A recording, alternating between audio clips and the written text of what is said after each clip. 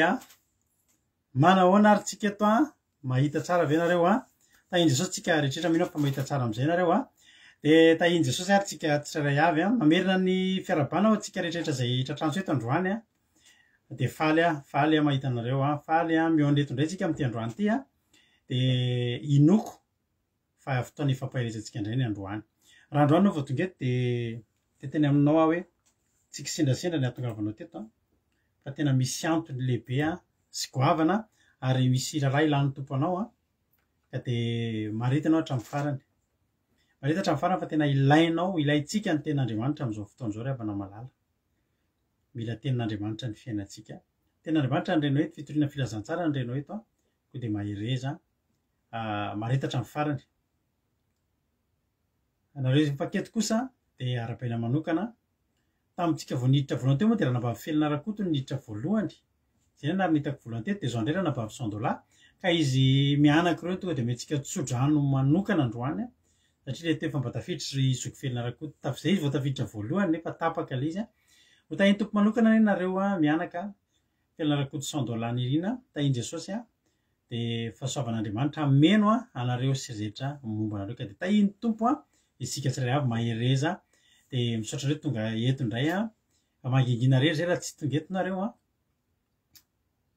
inona ihany koa fa tena ampahirenareo ny ten'Andriamanitra zay hoenotsika eto androany de mahireza mahatanja ho tahin'Andriamanitra hiaraka eto resika amin'ny adiny sasany mahery eo de tsy tena hoe masoandro mody mampahery na masoandro tonga mampahery fa de tenanao hoe marita hatramin'ny farany ilaitsika ny ten'Andriamanitra mahireza fotoana mamy izay rahantsika anatin'ny vavaka fanombohana famitinana toriteny famelabelarana zany hoenotsika eto daholo ao raha vahantsika hira ary faranantsika mivavaka ko de mahireza tahiny tompo ranabavy Naël $100 Naël mampionina kadaka de ao ihany koa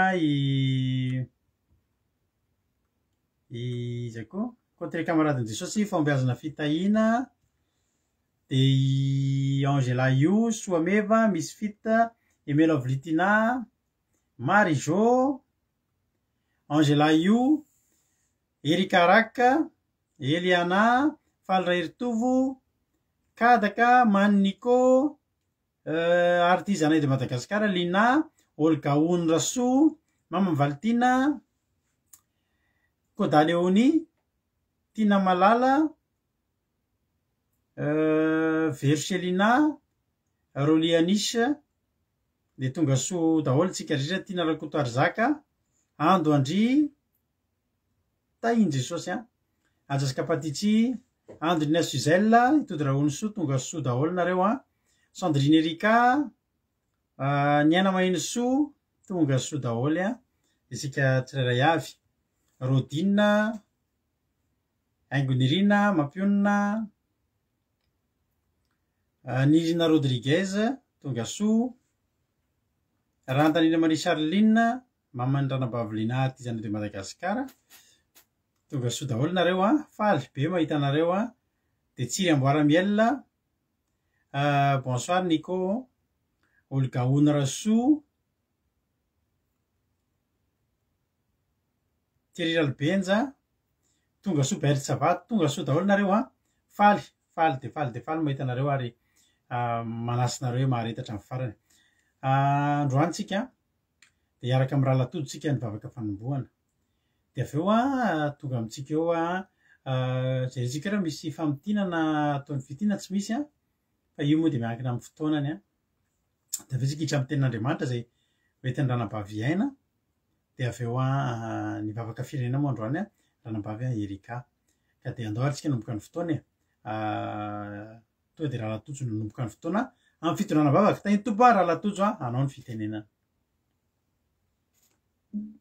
tahiny Jesosy pastera de tahiny Jesosy koa tsika rehetra zay mahafatrapo tonga eto mivavaka fiombenana foana de raisina mpitiavana be mihitsy de ary vavaka tsika nomboantsika amin'ny fotoana ry Jesosy malalanay io tonga somatsara eto indray se Jesosy tena hoe eno teny avy aminao satria tamy voalohany teny ary ny teny de tao amin'Andriamanitra ianao le teny velona Jesosy dia tenena Jesosy tenena satria mahafinaritra anay foana nieny ny feonao ary izay naheno ny feonao tao amin'ny baiboly dia nangorangoraka ny fondy tena hoe voakasika satria ianao ilay manana n'ilay teny ny lelanao tahaka ny lelafo ny teninao sabatra roa lela tonga dia mipaika ny anatin'ny fo mihitsy dia izany teny izany mihitsy Jesosy ny andrandrahanay rehetrarehetra izay tonga somatsara manatrika an'izao vavaka fiambenana izao dia tia heno fampaherezana teny mpitiavana teny mampiorina ny finoanay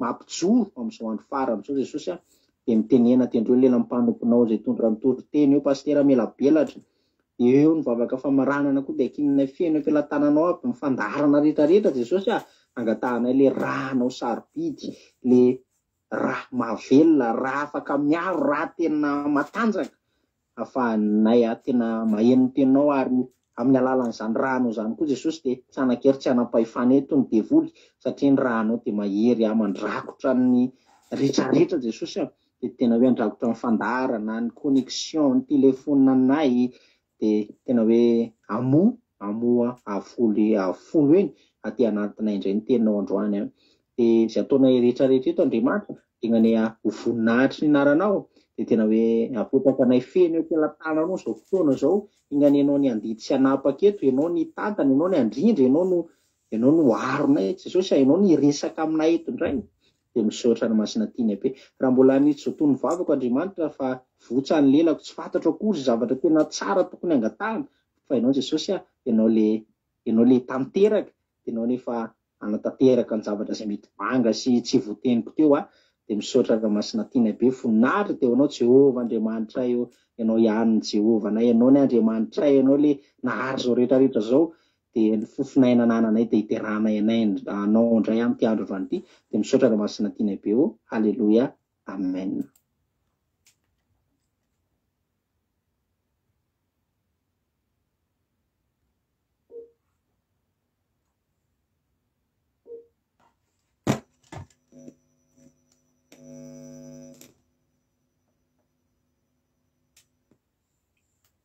Que la paix de Dieu soit avec vous, frères et sœurs. C'est avec grand plaisir que je vous fais aujourd'hui le résumé en français du sermon du mercredi 5 janvier 2022, qui nous a été partagé par votre sœur et ma maman, Mapiouni. Le verset que nous allons lire se trouve dans Daniel, chapitre 3, verset 15. Daniel, chapitre 3, verset 15. Au nom de Jésus. Maintenant, tenez-vous prêts. Et au moment où vous entendrez le son de la trompette, du chalumeau, de la guitare, de la sambuc, du psalterion, de la cornemuse et de toutes sortes d'instruments, vous vous prosternerez et vous adorerez la statue que j'ai faite. Si vous ne l'adorez pas, vous serez jetés à l'instant même au milieu d'une fournaise ardente. Et quel est le Dieu qui vous délivrera de ma main? Amen. C'est ici que Nebuchadnezzar, il a fabriqué une énorme statue pour que les gens ils se prosternent devant elle. Donc, quand il a fait sonner les instruments, tout le monde s'est prosterné devant la statue, sauf Shadrach, Meshach et Abednego. Ils ne l'ont pas fait, ils n'ont pas obéi aux lois de Nebuchadnezzar. Nebuchadnezzar, c'est souvent qu'il sort des lois et des sentences comme ça, parce qu'il est roi et parce qu'il a du pouvoir. Par exemple, dans Daniel, chapitre 2, verset 13, il a aussi sorti une sentence. On lit au nom de Jésus, la sentence fut publiée, les sages étaient mis à mort et on cherchait Daniel et ses compagnons pour les faire périr.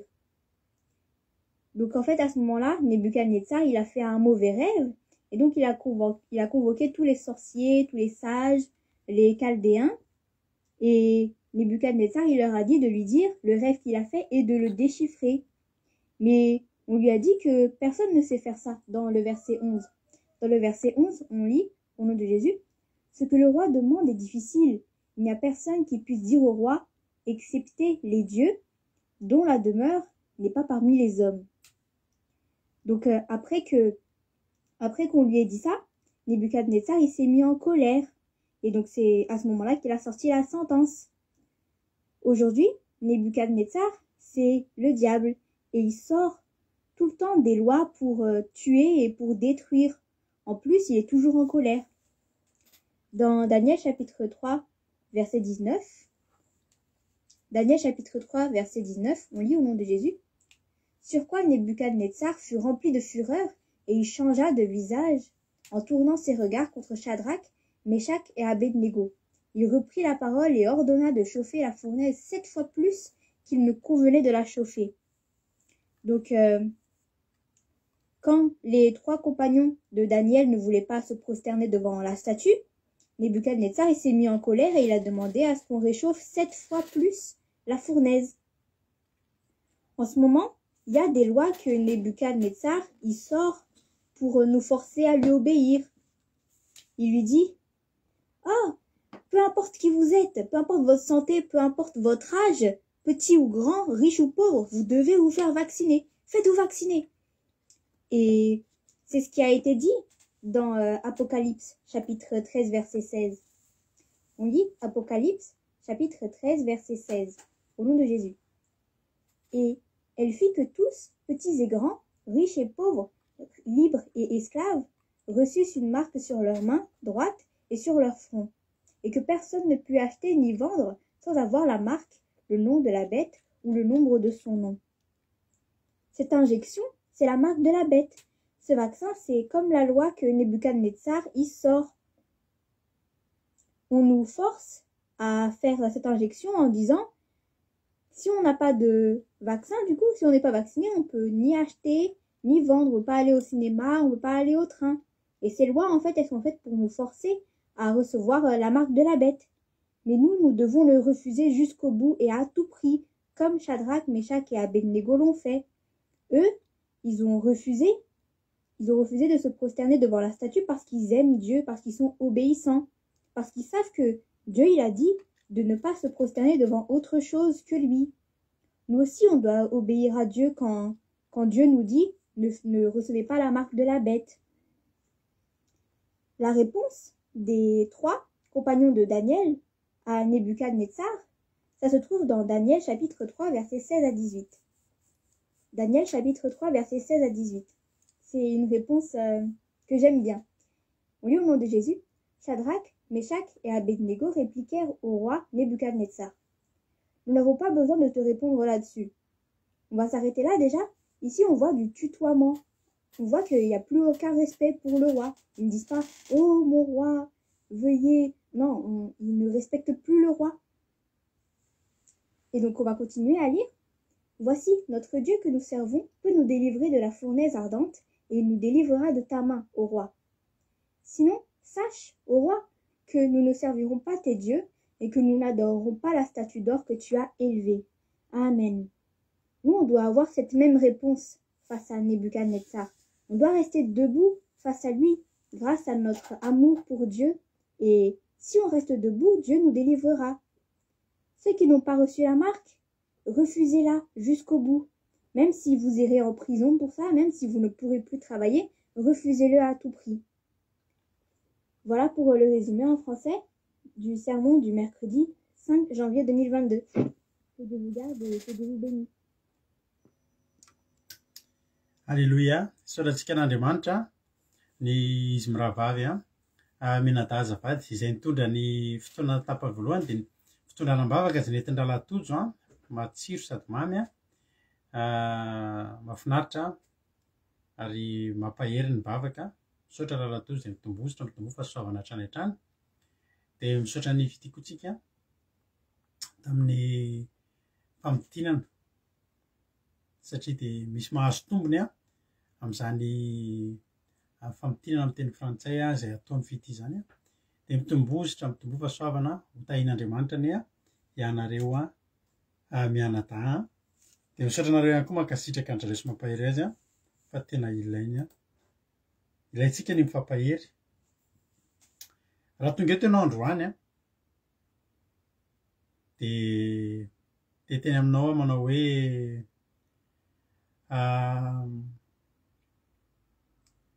misy lalana tian'Andriamanitra soritana eo amin'ny fiainanao. Za teo vao nahita ny fandarantsika tsy nandeha kely tamin'ny voalohany teo dia zany hatrehetra tsy handeha intsony io satria za ry havana vao resahako ny ankizy teo tena resy lahatra fa tsy ho ela intsony ty fandarantsika ty dia tsy afaka ho atao intsony izy ty. tena entretinao a fa raha mino anao am'izao fotoana izao mbola tsy mandeha ny radio atsika tsisy antony tsisy olana izy iny mantsy de isa-taona izy iny a misy vola alohantsika voaloha ara-dalàna tsisy olana hatramin'izay tsisy problema avy aty amintsika tsisy problema na fitaovana tsisy n'iny fa de tsy mandeha fotsiny tsotro zao tsy fantatra hoe nahoana tsisy fanazavana azo a fa tapaka fotsiny ny radio a de tapaka ny radio ity fandarantsika ity ry avako de te-hiteny aminareo ao hoe andao angalantsika tsirony faraparana izy ity fa za resy lahatra zay menakavy zay mivady miresaka eo de tena resy lahatra hoe tsy efa mivonona ny saina ny anay ny saina ety efa mivonona efa mahazatra loatra mantsy izy ity isan'andro de efa anaty programme manokana mihitsy ary tsy ambinambina programme nefa tena miantoka vao mifono maraina de efa ity fandarana ity no ao anatin'ny eritreritra ao anatin'ny saina ary efa mpiankina amin'izy ity daholo ny fiainanay menakavy kely raha mivoaka izay ny andeha lavitra ny anatin'ny andro anankiray de anisan'ny antony mety tsy andananay mieritreritra hoe tsotratratsika ny fandarana misy programme man'olona misy fandarana misy fivoriana amin'ny fianakaviana ifampiantso aza atao amin'le ohatra fa na fandarana efa fiainana isan'andro fa nefa de resy laharitsika fa tsy ho ela izy ity a de tsy hisy intsony ary mampahiry anareo zay mampahiry anareo zay fa raha tampoka misy ny fotoana tsy sionana intsony zany hoe tsy sionana aona moa tsy mandeha intsony ny fandarana ohatran'le teo tapaka tampoka teo na tapaka ohatran'ny radio zay tsisy milaza tsisy fampilazana tapaka fotsiny ny atapahan'izao fandarantsika zao de zao ny tadidio nandray zavatra ianareo teto ary tsy ny valimbavaka ihany no raisinareo teto fa le lalana nazahoanareo valimbavaka efa nampisehoana anareo za vao tamin'ny maraina nizary nampalahelo be anahako zao nampalahelo anahako misy olona zay nampahireziko taloha nampahirezana izy olona olona tsy nety nahazo zaza mihitsy de rehefa tenen'izy hoe zao azo zaza ianao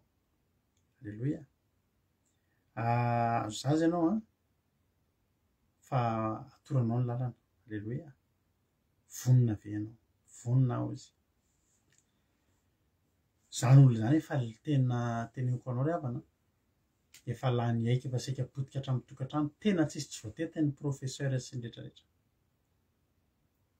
fa notoriana fahamasinana ary ny tenenina hoe aza manao an'io miova amin'ny fanavozana ny saina ovay ny fomba fiaina ovay ny fiainana andao anara-ten'Andriamanitra midira amin'ny fahamasinana fa ny fanapahan-keviny ny ela teneniko anao zany tantara zany teneniko anao zany mialohan'ny nanaovantsika hira sy nanaovantsika fandarana etoka ampahirezana anao eritretanao ataona ny maro ny taona efa nandroso tsy nety nahazo zaza nangatabavaka am'izay zao no teniko azy za ozy izy tena ivory ny fianakaviana ozy izy de menatra foana isaky nisy fivorim-pianakaviana fa manontany foana io le aiza ihany ny zazakely de iny zay mivady de iny le vadiko de efa kivy za ozy izy te hiteraka eto ambavaka etoka ambavaka ianao fa zao vonona ve anao iova de zao amantsy anazy misy mizana ho de ka izy mbola manana zavatra fahalemena izay tsy mety afaka izay mihitsy de tsy iny zany fa mifijejojejona hitanao izy tena le anina reny izy le vehivavy le mannequin reny le pilatro reny le tena le de zao am'izay ny zavatra de tsy fony mihitsy zany fitafy tena mitanjaka tena mantsy anazy hoe zao elao reo ataovy ambony mizana io de ataovy eto ambony mizana ny fitiavanao te azo zaza vonona avy anao andao an'ireo atao tsika hivavaka vonona azy Tsy volana raiky teny hoe izy fa aloha za eritreritra ao izy izy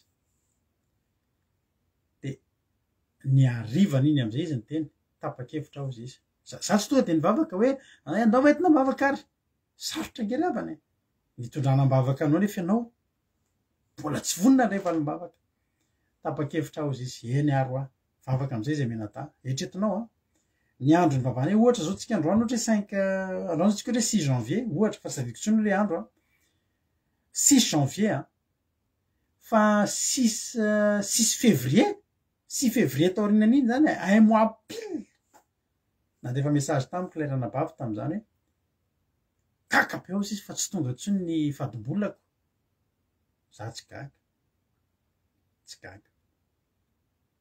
ahoana moa ny ahagaga ana am'izany refa na olo lefa vonina ndray valimbavaka niova zany hoe nanomboka teo izy tsy tonga tsony ny fadimbolana mahavehivavy azy de nanomboka dehibe voka de mbola tadidiko mihitsy mbola anisan'ny tsodrany zanany tam'izay rehefa teraka efa resaka moa zay menatady ny teko izy vavosala lo misy lo tonga rato izy za moa tsy natsopa ty fa olona niara kely moa zay aza manao zany vavosala vavy eny ary vavy zany fa voninahitry Andriamanitra teraka soma adino zany professeur sy ny sisa fa teraka androany efa amataona ny be dehibe mihitsy androany sendra nahitany kaontiny inao zay anao zavatra nampalahelo tam'izany taona zany zany nefa lehibe zao efa tsy haiko firy taona ohatra hoe 7 taona lasa na ohatra zany nisy photo de profilany zay de io mihitsy no tenako azy io soloa io fa tsy mendrika ny zanak'Andriamanitra tsony de ny solony aingana de tsy nataony teo tsony de tena nahavarinao izy ianao mijery ny kaontiny androany rehefa ela be fa amataonany be tsy nijery an'izany olo zany tsy nahita zany olo zany hitako am'izay kaontiny androany de inona izy ianao vo tamin'iny taona 2024 iny volana faraparany taona iny le sary tamy 2012 le nitenenako azy hoe azy inona moa ny anaovanao sary ohatran'io naveriny photo de profil ndray raha misy zavatra mampalahelo anay mivady nay mpitory mino fa tsy za rery fa ny mpitory teny rehetrrehetra angambany na mipasitera rehetrrehetra de mahita zavatra ohatr'izany hoe ty misy zavatra misy olo lefa nijoro efa nandray fahasoavana de adino zany aty ariny tsy fantatro satria mety tsy teo tsony avy ny teny sa tsy fantatro de nieritreretra anareo zay mivady nieritreretra anareo hoe Jesosy raha tonga ve ny fotoana tsy eo anetsony satria tsika de averina amitsika ihany fa fila kely anankiray no mitazona ny fifandraisantsika de connexion rehefa tsisy ny connexion de tsy mifankahitsika mazava zany de zany Jesosy raha tsisy tsony ny connexion de tehirizo ireo olo reo ny angatahako aminareo de zao vavaka ao anareo betsaka ny zavatra niraisinareo teto raha ny anatranatra de afaka manasa tanana izahay mivady fa zay de nananatra anareo foana ary nareo reo vavolombelona fa zay de tena ny teny foana teto de ny angatahanay aminareo de zao nareo teto eto tsy mba misy an'izany hoe andao asiana rakitra be de be ke manao live de raha anohana ny fandaranareo de alefaso PayPal na alefaso an'izao tsy nilan'izany zay ary tsy hilan'izany fa raha mba tianareo ny amaly fitianay ny zavatra niraisinareo teto re terizo tapaka ny connexion ao arinao ny connexion anareo amin'Andriamanitra aza tapahana mandrakizay fa efa napahitan'Andriamanitra nareo ny tavany efa napahitan'Andriamanitra nareo ny asan'ny tanany de mino fa tsy zaza mandady tsony nareo efa nitantananareo efa mijoro nareo mba tonga ana miteny an'izany de za resy lahatra ry avako malalako araka ny torotentsika maly efa manomboka mafana ny lafora ao ananinaninao ary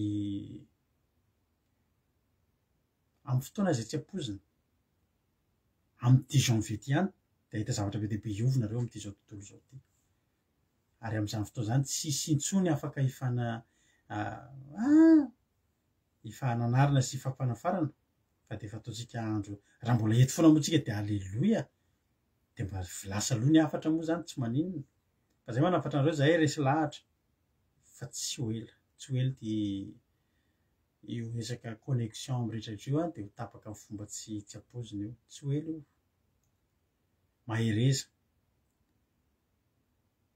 tianareo Jesosy nareo tsy tonga fotsiny teto zany tsy sendra naheno zany nareo fa tena tian'Andriamanitra ny hainonareo ny momba ny filazantsara ary filazantsara tsisy naolakolaka na ho an'ny tombotsoan'ny mpitoro na inona ny zavatra nitorina taminareo teto fa tena lalam-piainana lalan'ny fiainana mandrakizay de tahiny Jesosy de mahereza hiditra amin'ny fandarana am'zay satria ampy angamba zay fa tsy hoe teny zavatra tsy atao zavatra mampalahelo akory tsika tsy fampizara zavatra mampalahelo fa ny afatra tsy maintsy atao mbola tsy fantatrareo angamba fa betsaka aminareo nefa nahazo hitareo reo fandarantsika rehetrarehetra reny tamin'ny radadidinareo mantsy tamin'ny 2019 nisy an'izao zavatra zao nitranga vita fandarana ohatry zao tsika tonga de tsisy ninona hita tsony tao amin'ny compteko tao amin'ny page reo toriteny efa amanjatonjato ny amanarivondreo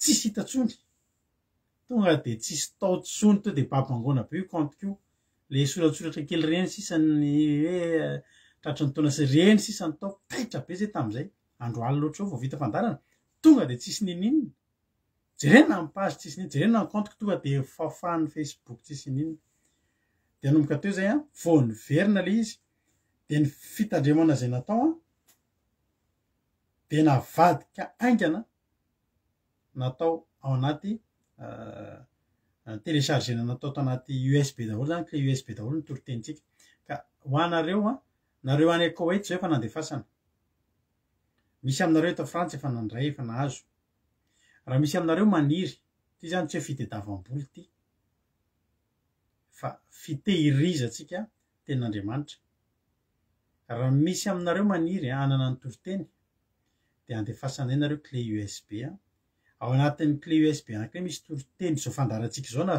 fandarana fitombavaka sabata na ty fitombavaka favaka mbende misy 3 na 4 mazaka 3 na 4 angambany 3 na 4 toriteny ohatry zao zany ao anatiny ao am'izay fotoana zay na tsisy connexion ary de atsatokareo amin'ny ordinateur iny de fa afaka maheno andrendrenareo raha sanatry tokoa de raha misy aminareo mila te azo de mitenena fotsiny aminay de andefasana anareo ny vidiny USB no alefanareo moa zany sy ny frais mandefazy atsika tsy mivelona am'zany tsika tsy manao anina akory tsika eny mamosarandria fa zany afatrafatra fotsiny zany fa tsika tsy mbola mahafantatra hoe ahoana fa alao mifanapatra toy zay tampoka be tsika tsy mifankahita de liana-bavolina azo efa nahazo manao na fahitanao anazy tany na-bavolina mazaka firifiry eo ny toriten'ny USB anankiray de afaka mbola mikomandy koa nareo asivoira le ohatry zao raha hoe tianareo asivy toriteny de mba asivalira ohatry zao reny de afaka ataotsika zany de ny vidina clé sy ny frais mandefa azy no alefanareo matetika alefanay recommandé mba tsy ho very fa rehefa izy nareo tovy am'le mora indrindra de alefatsika any izy moa lasa izy tsara lasa mino fa tsy very de zay te azo de mandefasa MP amiko de andefasany nareo de fa raha vao betabeta manapatra de misy miandry kely satria fotoana mampinona no antenaina avitana zany satria mampinona no manao an'izany rehefa atao trano ny tanjona am'izany de tsotra mba hanananareo foana hoe sanatria tsisy ny connexion de io tsika mbola misy amin'ny fandarina rehetra zay efa hitanareo na ozy anareo le tamin'ny 2018 reny alefa fa le tamin'ny 2021 zay efa teo lozy nareo le tam'le 2021 faraparan'iny alefa nanomboka tamin'ny 2000 tsy haiko 2019 na ohatry zany nefa ao anaty clé de alefatsika fotsiny le zay telopolo na efapolo eo ngamba nisaky ny clé USB no zakan'le izy. Ny clé atsika moa tsy haiko na 16 giga izy zay na 32 32 giga de alefatsika any de afaka asina koa atsina misy clé zao ato misy clé efa ho alefa manolona de misy ny clip mampionina. Ny avantage nareo am'le clip mampionina ndray zao efa tsisy fandefasana CD tsony i masy tena tsara be ny sata search le amin'ny YouTube de afaka asina an'izay ihany koa zay 2021 ny Erika Nanana de mandefa MP amiko nareo fa tsy ataontsika resaka lavabe tsony zay fa zay zany afatrafatra mijoroa de mahereza de azakivy tainja so ary tsika rehetra hiditra amin'ny toro-tentsika orinan'izy ity efa betsaka any nareo zany nahazo zay nahazo de fa alefaso MP amiko fotsiny possible fa alefany Madagasikara zany ny ranabavy rehefa mandefa entana na Madagasikara de andefasako ranabavy Charline zay any amin'ny MP nareo miteny za mba mila ray na roa na telo na efatra misy tonga de maka anaky 5 ary de zay tahin Jesosy faharoa filazana faharoa milohan'ny idirantsika amin'ny hira misy havanareo anaty olana anaty ady sy ny sisa de apure ny havanareo reny me crédit izy asevy mampiditra zoom izy zao tamin'ny sabata teny isy olona niarinanao sabata taminay andevy message izy tena nahery aho izy mbola tsy natsapa ohatry zany ndray aho izy nanao commencement niaraka taminay fa mba tsy indray aho amin'ny sabata de faly narary zany olo zany ary tena nanangana azy ndray ny fotoam-bavaka de fotoam-bavaka n'ilain'ireny havanareo reny alefaso crédit izy de asevy mampiditra zoom de asevy manaraka fandarana fa tena ilaina zany zao mila fotoana mila hijorotsika zao fa akaiky Jesosy averinay foana zay hoe akaiky Jesosy akaiky ny fanjavonana akaiky ny fiakaratsika miomana de mahereza de ataontsika ty raha mahafinaritra be ty hoe lalina hitondran'Andriamanitra anao tsy mitondra loza fa mitondra fiadanana ary miarana mandeha amin'Andriamanitra de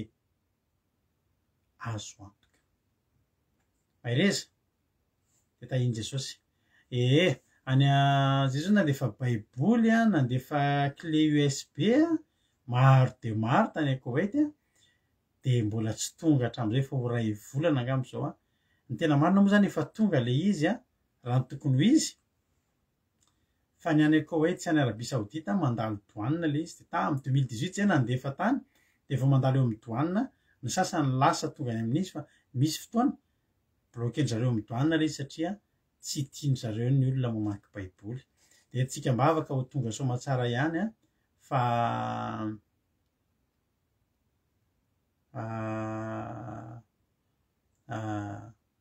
etsika mba afaka mba tsy ho very reny mba ho tonga somatsara ny aminareo ny Koweït baiboly rehetrarehetra sy ny clé USB ampitombo ny ara-pananareo zay no ela any anaty MP am'izay tsika no miresaka ho an'izay anao commande mitahoary ndao tsika anao antiry ty ho voninahitr'Andriamanitra mino voninahitra halleloia ifampaherezantsika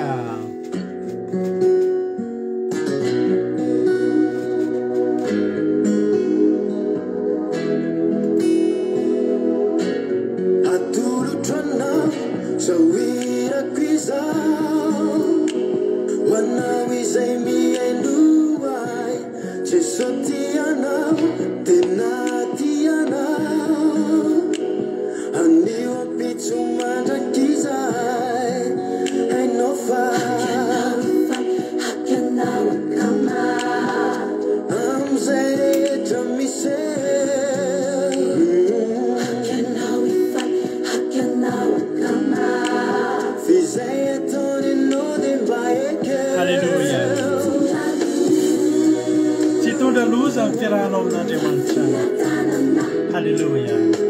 Izy manana hevitra everana anao. Azo antoka.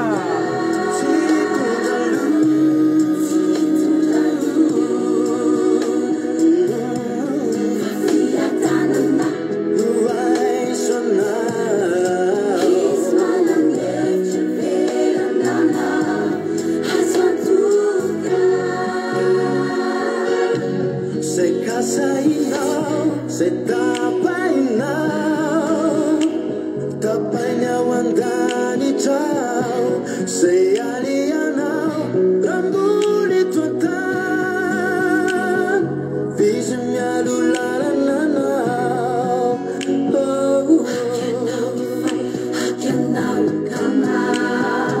amizay rehetra misy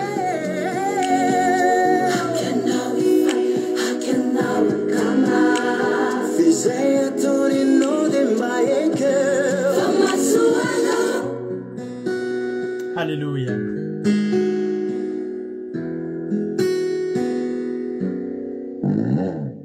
sarotra ny adinao na aranofina ara-panay o mahereza fizy manan lalana Mahereza ianao. Halleluja. itondrany anao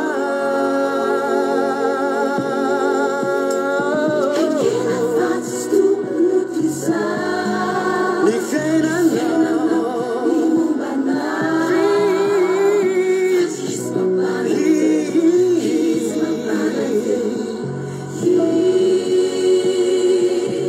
tsy hitondra luz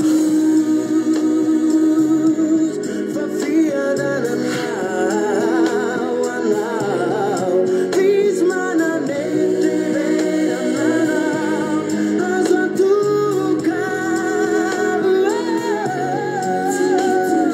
tsy hitondra luza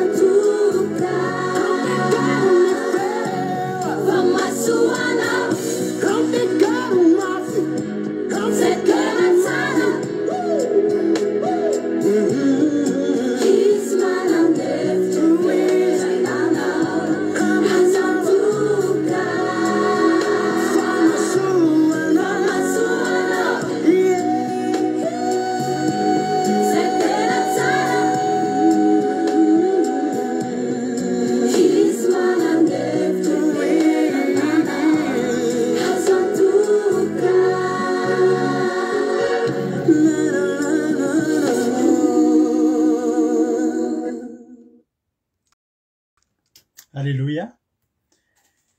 Indrana vavy tsiry ambaramielina be niriny tianay koa iny a mahafinaritra be niriny a manome atsika antoka fa Andriamanitra azo antoka koa miaraka amintsika ary tsy misy atahorantsika ny miaraka aminy fa ny fitantanany a de azo antoka. Ny zavatra ataontsika fotsiny de zao andaontsika hifikitra tena hifikitra aminy fa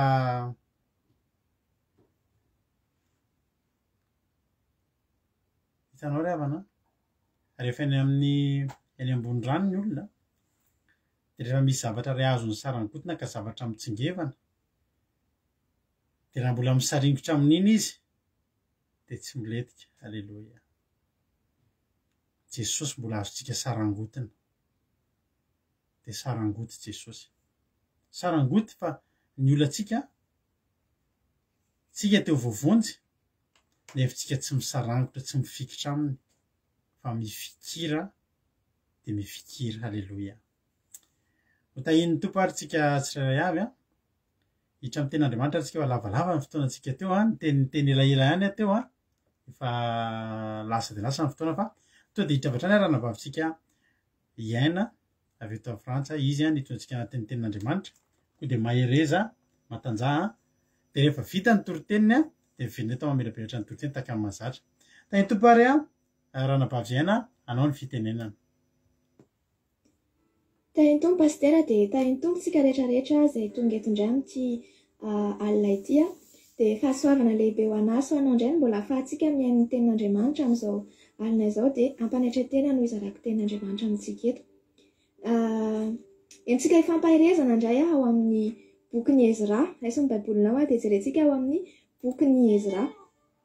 Ty tantara anatin'ny boky Ezra ty moa ny raisiko ifampahirezantsika satria afaka tena oharina amin'izao fiainantsika izao, afaka tena oharina amin'ny afaka tena entintsika hamakivakiana an'ity taona vaovao 2020 sy 2020 ty.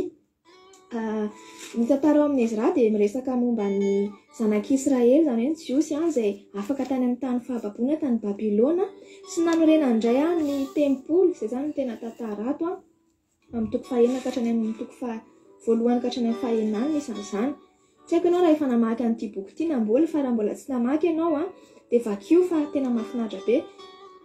Dia ataoko fa fitiny kely amintsika fotsiny tantarany fanana izy mpanjaka zany rehefa afaka tany amin'ny tany Babilôna ny zanak'Israely dia nahazo fahafahana indray anao ny tempoly zany hoe rehefa Kirosy ny nanjaka mpanjakan'ny Persia izy io no nanome didy afaka manamboatra indray ny tempoly any Jerosalema ny Jiosy. Dia rehefa nanao ny tempoly ny Jiosy riavana rehefa afaka nanao an'izany izy dia tao ampovoambony tao nisy sakatsakana indray any amin'ny toko 4 indray nisy sakatsakana zany hoe nisy olona nanakana hoe tsy atao indray io zany hoe fakitsika kely nge soramandry ao amin'ny toko 4 nataony Samaritana isakanana ny Jiosy tsy hanao ny tempoly sy nandrarany mpanjakan'ny Persia sy hanao intsony zany hoe rehefa nahazo fahafahana tamin'ilay mpanjaka atao hoe Kirosy ny zanak'Israely dia taty aoriana indray rehefa nisy mpanjaka hafa indray dia nisy olana nendrikendrika amin'ireo indray zanak'Israely tsy nafahany nanao an'io tempoly indray dia voaka indray ny didy hoe tsy afaka nanao indray dia nijanona miato kely indray zany ny fanaovana ny tempoly. Dia inona moa riavana no tiako hoentina amin'izany hoe oharina amintsika. Tsika riavana dia olona babo daholo koa taloha tahaka ny zanak'Israely izay babo tany amin'ny tany Babilôniana rehefa babo ireo dia tsika koa dia babo ny fahotana taloha fa rehefa tonga Jesosy nanafaka antsika dia afaka tamin'ny fahotantsika dia nanana fahafahantsika tahaka ny reto zanak'Israely reto. Fa zany hoe izao rehefa nahazo fahafahantsika mino aho fa ianao izay tonga eto io dia efa nandray an'i Jesosy efa afaka tamin'ny fahotanao raha mbola tsy amin'izany ianao dia raisy Jesosy hanafaka anao sy hamonjy anao. Fa izao atsika rehetra izay efa afaka dia tsy hoe rehefa afaka tamin'ny fahotantsika rehefa nafahan Jesosy sika dia hoe ilamina foana amin'izay ny fiainantsika hoe anambola foana amin'izay tsika ifalifaly foana laviny foana ny fiainantsika tsy handalo tomano mihitsy tsy handalo ranomasy mihitsy fa ohatrany hoe efa paradisa kely tsia rehefa nafahan Jesosy sika dia mbola misy foana ny fisetrana mbola misy foana ny fanenjehana ary mbola mety ho mafy ny ady ary amin'ity taona vaovao ity riavana dia tsy fantatsika izay zavatra mety hiandry atsika mety ho mafy ny fanenjehana atsika mety tsy fantatra fa tsy izany koa ny teny hoe afaka tsika dia ho falifaly foana amin'izay fa mety ho hiatrika ady tsika dia entiko amparezana atsika ty tenin'Andriamanitra ity izao rehefa reto Jiosy reto rehefa nanao ny tempoly dia namboatra nanana fahafahana izy nefa tonga indray ny fotoana riavana tsy afaka nanao ny tempoly indray izy zany hoe nisy ny sakatsakana dia tahaka an'izany koa ny fiainantsika mety mandalo sakatsakana ny fiainanao amin'izao fotoana izao mety mandalo olakolana ny fiainanao amin'izao fotoana izao dia mety mieritreritra ianao hoe za Jesosy efa nandray anao efa fa ahoana indray izany no mandalo an'izao olana izao fa ahoana indray izany mandalo an'izao ranomasy izao fa ahoana indray ty zavatra ty no miseho dia teteranao hoe lalana fotsiny izany fa aza-kivy ianao lalana fotsiny izany tahaka na riavana rehefa nandray an'i Jesosy rehefa nandray an'i Jesosy dia tao anatin'ny olana nandraisako an'i Jesosy nitodiako taminy soa ihany ary isaorako any satria raha tsy nisy ny olana tsy nandalo tao amin'i Jesosy rehefa nandray an'i Jesosy dia vao avy nandray an'i Jesosy dia ohatry ny lamina tonga dia lamina be ny fiainako volana vitsivitsy taty aoriana satria tonga dia nahita asa tsara nahita zavatra natao nahita ny lamina ny fiainako kanefa volana vitsivitsy taorianan'izay dia tsy afaka ny asa tsony indray satria nanena nisy andray ny confinement sy nisy ny olakolana maro isan-karazany indray dia tsy afaka indray dia teo dia nieritreritra indray fa ahoana indray ary Jesosy zange efa nandray anao zange Jesosy efa mba hoe olona afaka nge za Jesosy fa ahoana indray ary no mandalo an'izao dia aminao koa mety aminao koa izay toeran'izay tsy fantatra aminao izay toeran'izany amin'izao fotoan'izao fa azakivy ianao fa mandalo fotsiny ihany io fa zao ry havana reto tantaran'ireto jiosy reto rehefa hoe tsy navelana anao an'io tenimpolo io zareo dia tsy nijanona teo tsy niravoravo tany misy fa amin'ny toko 5 indray misy indray vakitsika ny soramandrina hoe ny nampirisiany Agaisy Zakaria ny jiosy androso anao ny tenimpolo indray zany hoe nisy indray tao mpaminany nampahery indray hoe andao atao indray ny tenimpolo ndao indray tsy maintsy fitaina ny tenimpolo satria efa nahazo alalana ingentsika tany aloha tany ianao an'io dia tao indray nitsiry indray le etaetan'zareo hoe ndao indray atao ny tenimpolo dia rehefa natombo indray ravana ny tenimpolo hoe ndao atao ihany dia rehefa nanao ny tenimpolo indray izy dia nisy olona indray nanakatsakana anazy nisy olona indray tao nanakatsakana anazy dia niteny anazy hoe ao amin'ny 9 fa toko 5 vakiko aingana amintsika hoe atamin'izany andro izany ihany koa dia nakany amireo tatenay gouvernoura ety andafon'ny ony ety sy setara-bozinay mba amin'ny namany ka izao no nataony taminy iza nandidanareo anao io trano io avity io mandy io zany hoe ohatran'ny teteny zany reo oloreo hoe fa ahoana nareo manao an'ity indray nareo nge ka tsy mahazo manao an'io dia ho tahaka an'izany ny fiainantsika ry havana rehefa nandalo olantsika ka rehefa ohatrany hoe niratra kely indray ny fiainantsika dia misy zavatra indray miteny antsika hoe zavatra tsy vitanao zany hoe misy sakatsakana indray miteny antsika hoe io zavatra io ve dia ho hainao io asa io ve dia ho azonao io trano io ve dia ho vitanao sa hoe io projet anao io ve dia ho vitanao ianao nge tsy mahay an'izao ianao nge ka zao fa zao ry havana tsy nijanona teo tsy maintsy misy zany tsy maintsy misy ny fahavalo manakatsakana tsy maintsy misy ny teny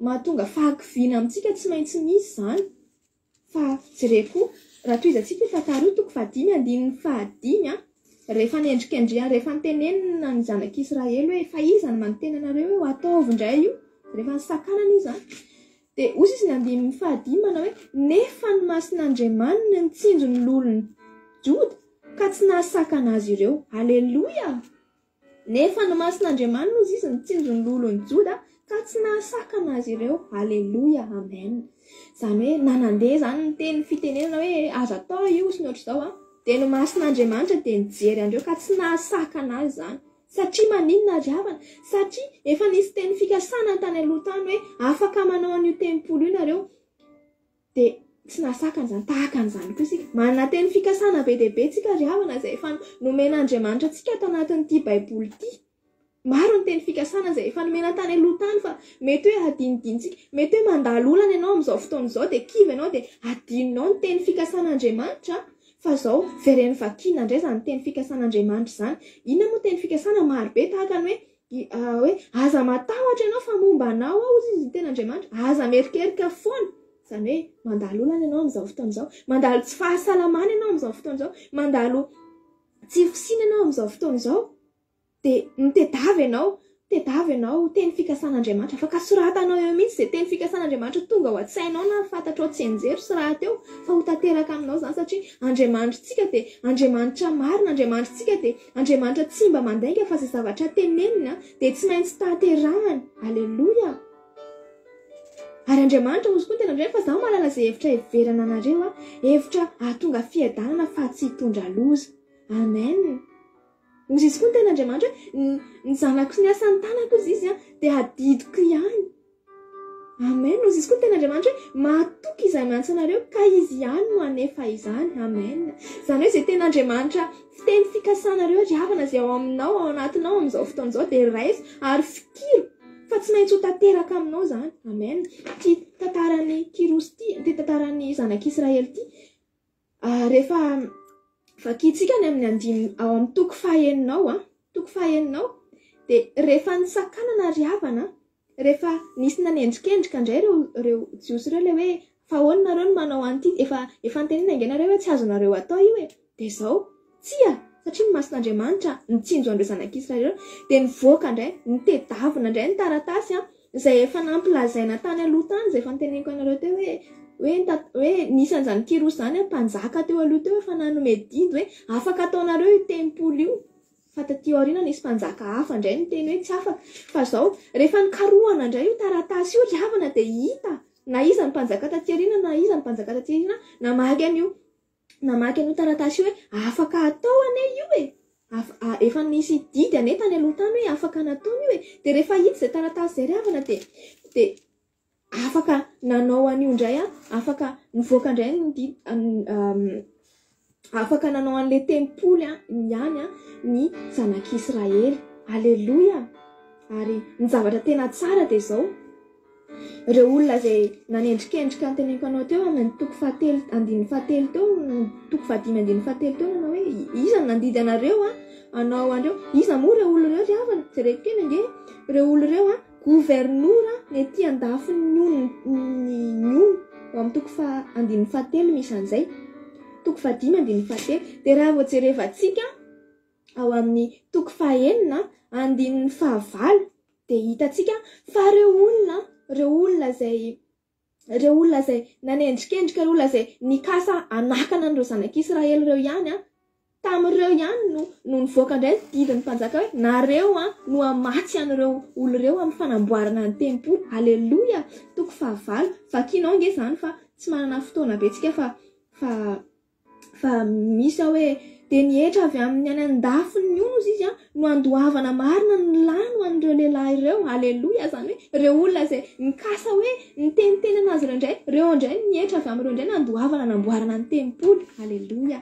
Zao ry havana mety misy zavatra eo amin'ny fiainanao amin'izao fotoana izao manakatsakana anao fa tadio foana fa ny fikasan'Andriamanitra izay efa nomeny anao dia tsy maintsy tanterahana zany.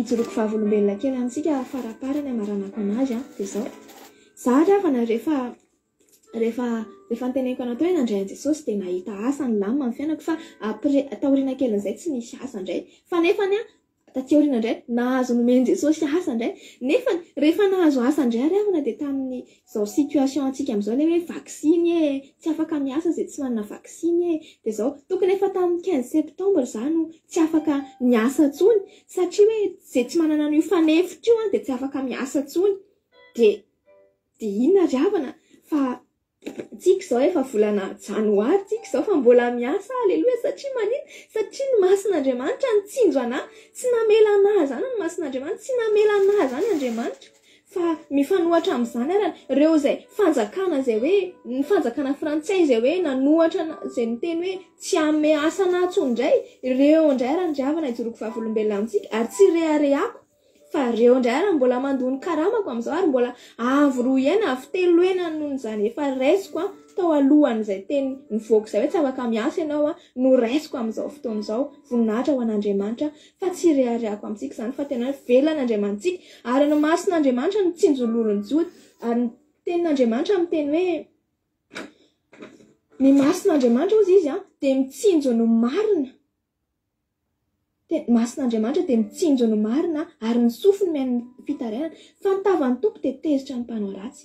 Izany hoe tokony ataontsika ry havana dia izao manaova no marina mandehana mahitsy eo anatrehan'Andriamanitra manarany sitrapon'Andriamanitra manarany didin'Andriamanitra dia hitsinjo anao foana ny masin'Andriamanitra na mandalo olana ianao na mandalo fisedrana ianao na mandalo tsifosiny ianao mandalo ihany zany fa tsy hitoetra eo aminao zany fa rehefa ny masin'Andriamanitra no mijery anao dia ho tafavoaka ianao. Amen. Ary amin'ity taona vaovao ity dia ny teny fikasana izay efa nomenanao na takiny ahoana ny fanombohan'izao taona izao na hozy ianao ohatra ny mafy zany taona fanombohan'ny taona zany fa ny teny fikasan'Andriamanitra dia ho tanteraka aminao zany amin'ny anaran'i Jesosy. Amen. Rehefa mandeha mahitsy eo anatrehan'Andriamanitra ianao ary izao ny teny fikasana anankiray izay tsy tokony hadinontsika dia ity hoe izay ananantsika fanantenana tokony tsy adinontsika dia ty zany rehetrarehetra zany dia teny fikasana ho an'ny mofo ihany no mety hoe fitahiana fahasalamana fa ty teny eo amin'ny jaona toko fa 4:7 ty manao hoe osy jesosy hoe ary raha andeha amboatra fitoerana ho anareo aho dia ho avy indray ahaka anareo ho any amiko ka izay hitoerako no hitoeranareo koa. Amen. Zany ry havana ny teny fikasana lehibe indrindra tsy tokony ho adinoantsika na iza manakana na inona misakatsakana tsy hahafahantsika miditra amin'izany teny fikasana izany hoe ahoana na ahoana ny fakapanahy etsy seroa dia toery zany raiso tadidio izay fanantenan'izany hoe Andriamanitra efa nanomana toerana ao antsika ary Jesosy dia ho avy ahaka antsika indray. Ho avy Jesosy ry havana dia hanome an'ilay fiainana tena fiainana ao antsika fa manaova ny marina mandana mahitsy ary ao ny sitrapon'Andriamanitra fa ny mason'Andriamanitra dia mitsinjo antsika na inona zavatra lalovantsika dia ho tafavoaka ne ianao amin'ity taona ity ho mpandresana ianao amin'ity taona ity amin'ny lafiny rehetrarehetra na ny ara-nofo izany na ny ara-panahy izany fa mahereza ianao dia tahiany Jesosy sika rehetrarehetra mankasitraka anao ny ainao hatramin'ny farany voninahitra ho an'ny taona. Haleluia.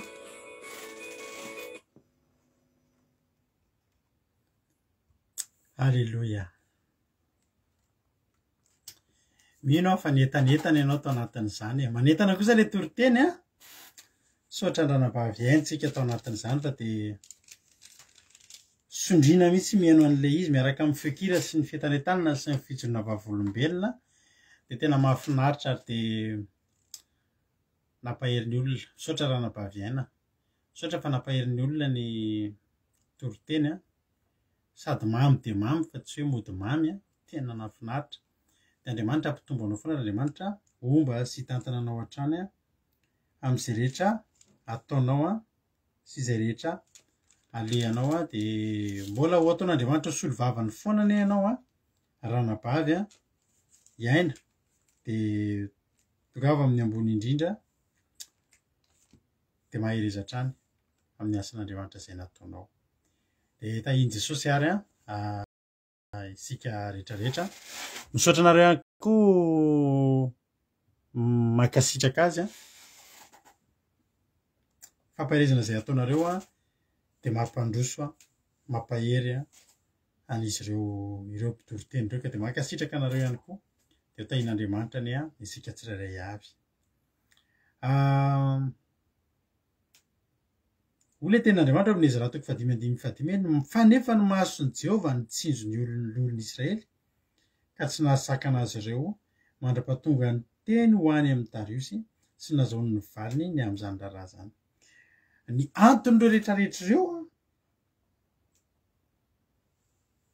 dia ny nolay mason'Andriamanitra izay nitsinjo.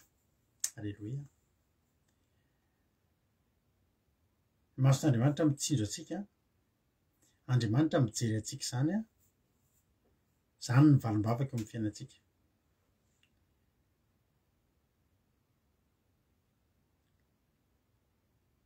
Andriamanitra fotsiny hoe mitsinjo sy mijery atsika dia izay ny atao hoe valim-bavaka. Kosa izy mamoan'i Samuela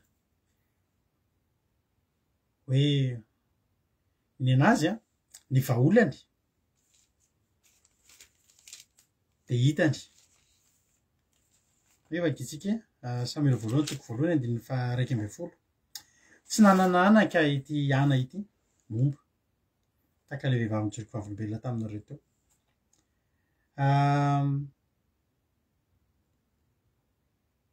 Andininy Samuela 1:1 takeo vakitsika ny andininy 9 ary efa ninona sy nisotro tao sira izy dia nitsangana anna ary ery mpisorona mipetraka teo amin'ny sisany teo anilany tolambaravarany tempolin'i Jehovah. Andiny 10 ary ana dia nalahelo fanandrina ka nivavaka tamin'i Jehovah izy sady nitomany dia nitomany satria tsy nanany zanaka. Ary nivoady izy ka nanao hoe Jehovah tompony maro raha mba hitsinjo tokoa ny alelon'ny ankizivavinao ianao ka hatsiaro ary tsy hanadino ny ankizivavinao fa hanome zazalahy. Ny zazakely izay tsy azo ny ana dia nahatenainy ho azo amin'ny fotoana fotsiny Andriamanitra mitsinjo azy, amin'ny fotoana fotsiny Andriamanitra matsiaro azy, amin'ny fotoana fotsiny Andriamanitra mijery azy. Ny valim-bavaka amin'ny fiainanao io dia Andriamanitra mitsinjo anao. Ny ten'Andriamanitra ny amin'ny Salamo 130 any,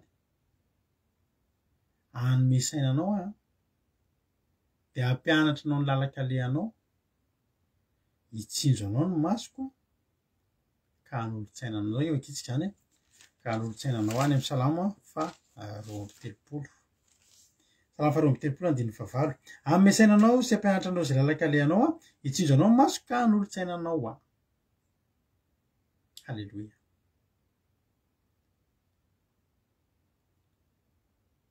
Rehefa Andriamanitra no mitsinjo atsika dia tafita ny fiainantsika. Rehefa Andriamanitra no mitsinjo atsika dia arak'ilay tao amin'ny Ezra teo, tsy voasakana. Ny mason'Andriamanitra mitsinjo ny lolon'ny Joda ka tsy nahasakana azy ireo. Nisy zavatra natao teto ary zava-dehibe ny fanaovana ny tempoly. Ny tanàna matanjaka dia tanàna misy tempoly.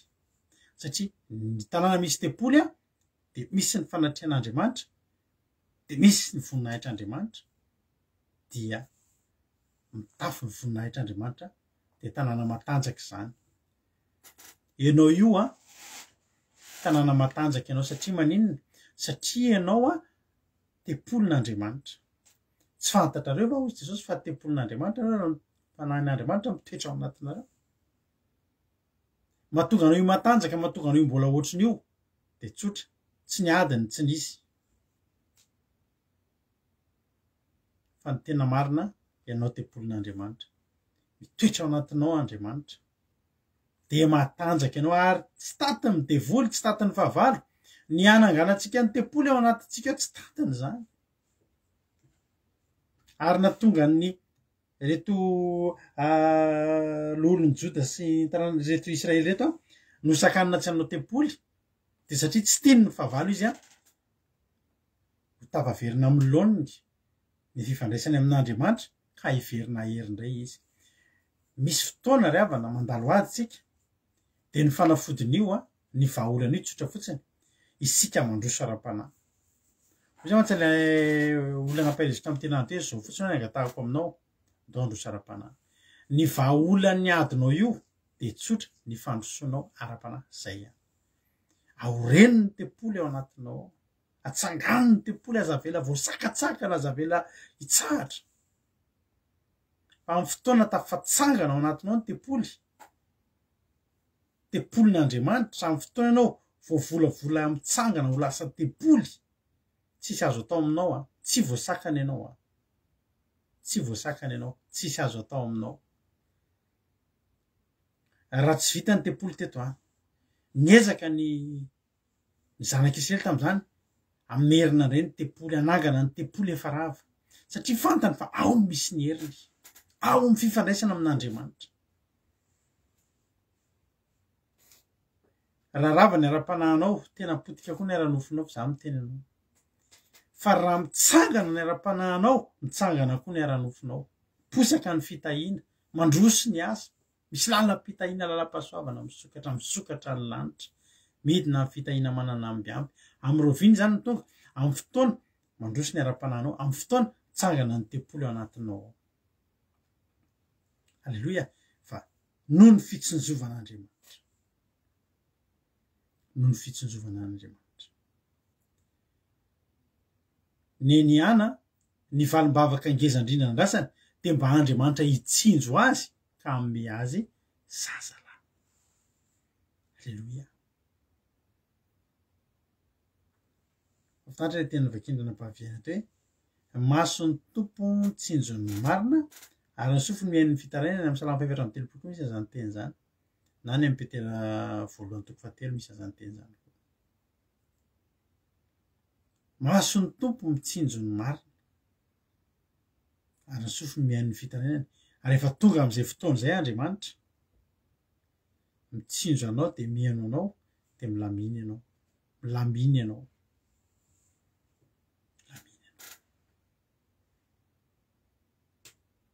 Za androany maniry mba hitsinjo antsika rehetrarehetra ny mason'Andriamanitra. Ary raha hitsinjo anao ny mason'Andriamanitra dia hitohy ny fanamboaranao ny tempoly, dia hitsangana sy ahery ny ara-panahinao. Alleloia. Io ady raha no filalovanao io tanjaka ara-panahy ilaina io. Vao matanjaka ny ara-panahy, pitipitika ho azy. Ny vilany rehefa mangatsika, misy fofon-tsakafo dia tonga ny lalitra mipetaka eo. Ny fomba tsara indrindra hampandosiranao ny lanitra, hampireto ny afo, alao hafana ny vilany. Tsisy lalitra mipetraka izany eo. Amin'ny fotoana mandroso, mafana ny ara-panahinao, dia jerenao tsara ireo problemanao. Misy amintsika min'io zao tena ipetapetahana problème be dia be mihitsy. Ohatry hoe problème daholo ny fiainanao. Mireta ara-panahy, fa mipitipitika ho azy. Tsy fantatrao zany hoe mipitika lasa izy, fa mipitipitika ho azy, mamany tenany reo, mipitika ho azy. Zany no namaika ny olona anao tempoly. Ary zany no tonga Andriamanitra amin'ny mason'Andriamanitra nitsinjo azy mba nahavitany an'ilay tempoly. Nataon'Andriamanitra ny zavatra rehetra. No fitsinjovan'Andriamanitra dia araka ny teny Baveny teo hita ilay boky. Misy ny didy hoe azo atao manao afaka manao tempoly ireo olona ireo. Amin'ny anaran'i Jesosy hitsinjo anao mason'Andriamanitra dia hisy boky tsy hitany ananina hivoaka dia ilaza hoe anao ny rariny. Raha misy olona miady any amin'ny fitsarana eto, mety misy olona miady tany any amin'ny fitsarana eto, amin'ny anaran'i Jesosy tsinjo anao mason'Andriamanitra dia ho hita izay zavatra tsy hita izay, dia hipoitra avy any. Ny manao indray andro izay nisy olana tamin'izao zay mbola tany Madagasikara, ka izay moa mivarotra fiarakodia ny asanay taloha. Dia nisy olona mpanao politika, olona ao amin'ny fanaovana politika ao izy, dia nanao ratsy, tena ratsy loha ary tena nampalahelo ny fisainany. Zao zavatra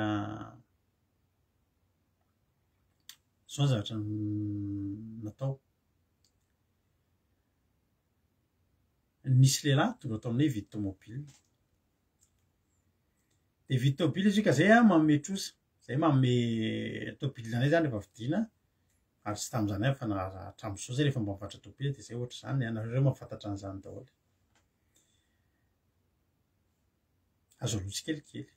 Dia nisy fiarakodia anay zay hoe ataon'ilay olona indroa-mandoa. Dia eny ary. Dia izay tsy nahalala nandeha tamin'ny mpahatsorana. Dia nisy olona iray zany tonga. Ohatra zany andeha ataontsika ohatra io zany $100 izy ina tonga. Dia fanaraka tamiko. Hividy tomobile dia atao indroa-mandoa. Dia hoe amin'izao ny aloha ny vola, dia amin'izao ny aloha ny fanondroany. Dia nety ny tomobile. Fa tonga ny fotoana anankiray tokony handaovany an'ilay vola, dia tsy hita izy.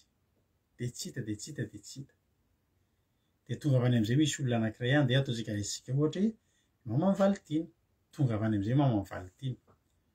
Dia niteny hoe zaho izy rahalahan'ilay olona iny fa marary mantsy izy ino izy marary eny an-janamasina. Dia rehefa mihetsika ny adalany dia mihidy ihany izy. Ka inao izy dia hiady amina dala. Inao izy dia hiandry zavatra amina olona dala. Fa zao izy andao izy ataontsika atovy amiko ilay taratasy izy avereno ilay taratasy dia atovy amiko. Fa amin'izay zahako mandoha volanao. Dia za tsy nanapo. Dia natao taratasy izy miady vatra hola. Dia ao izy fa legalizana any firaisana mihitsy dia mamizay ianao mba afaka miaro tena. Inona moa ry havana tsy hoe tombontsoa anazy zany. Izy amin'io tovatra miaraka amin'ny costard cravatte tena aika ry havana izay ity efa naovan'izareo efa misy fomba fiadin'izareo. Za zany nanao taratasy tamin'ny $100 hoe ity dia tomobile ity dia amidy aloha indroa dia izao ny aloha voalohany dia ity ny aloha faharoa. Dia avy eo tonga indray mama Valentine ohatra hoe ataoko ohatra ilay izy mba azahoanareo an'ilay izy. Dia andao averinao izy dia atao soloina ianarako fotsiny ilay izy. Eny dia soloina ianarana fotsiny atao tamin'ny firaisana dia ny tamponena dia vita. Dia amin'izao zany alohako ity vola ity. Ilay vola amin'io mbola tsy voalofo. Tonga amin'izay fotoana andaovana an'ilay vola tsy hita indray koa izy. Vezivezy tonga hatrany Anjanamasina zay mitady an'le olona reny hoe marary any Anjanamasina tsy hita. Inona ozy ianao ny zavatra mitranga? Nahazo fiantsoana avy any nahazo convocation amin'ny polisy aho tamin'izay tao amin'ny BC. Atao anosy. Andao ianao dia fa misinina ary. Kakisy fa misinina ary. Inona ny olana? Tonga tany amin'izay ozy ianao, inona ny zavatra nitranga?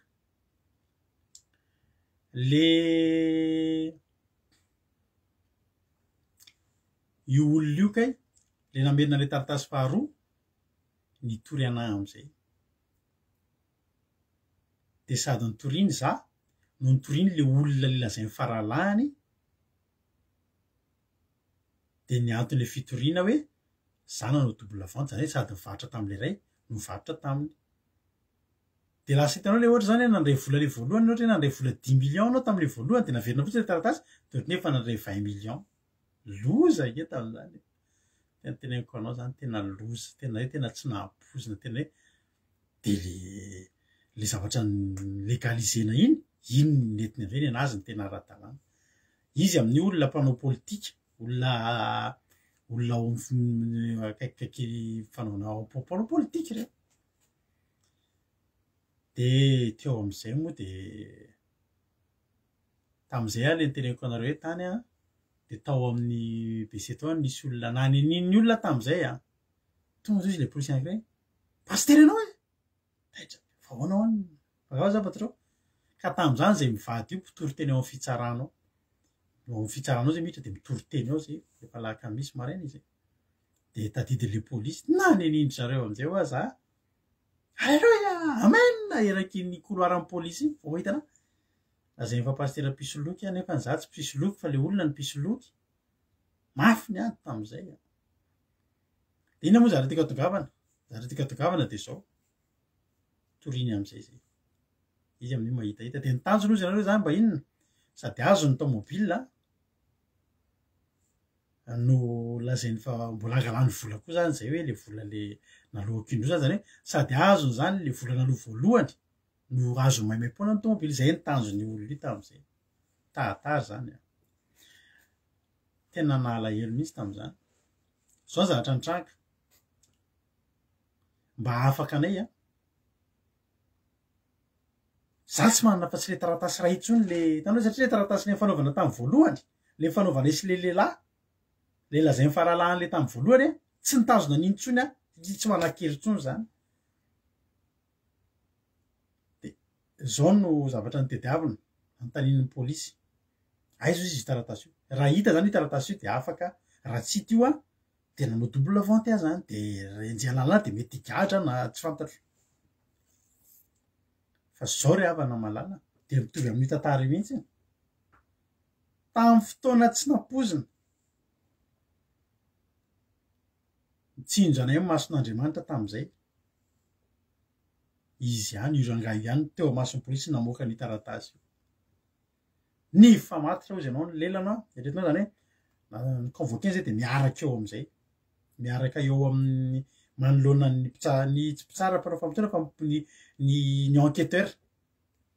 Fanatrika eo zay. Samy mivavaka, izay mivady, mitondra bavaka ny olona tany am-piangonana tamin'izany. Fotra izy amin'io mahay mampiresaka, ilay hoe fitenin'olona mpanao politika. Za zany dia ohatr'izao. Fa tao anatin'ny fahaizany miteny tao zay mivavaka, za miondrika fotsiny sady Jesosy ianao no herinay. Tsy kakatra fitsarana mihitsy mantsy tamin'izay. Fa mivadika ny lelany ry havana, tena mivadika ho an'ny lelany. Tonga dia izy ihany no mibaradaka teo mason'ny polisy teo. Vadika amin'izay ny lelany tonga dia io izy ny tena marina tsisy faute monsieur Rado. Maninona? Tsisy faute monsieur Rado fa ny tena marina le lahina ohatrany jerena ty taratasy na avoaka le taratasy ny tediavina.